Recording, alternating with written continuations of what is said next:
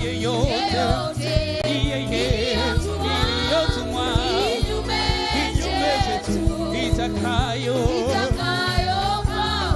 imba hakuna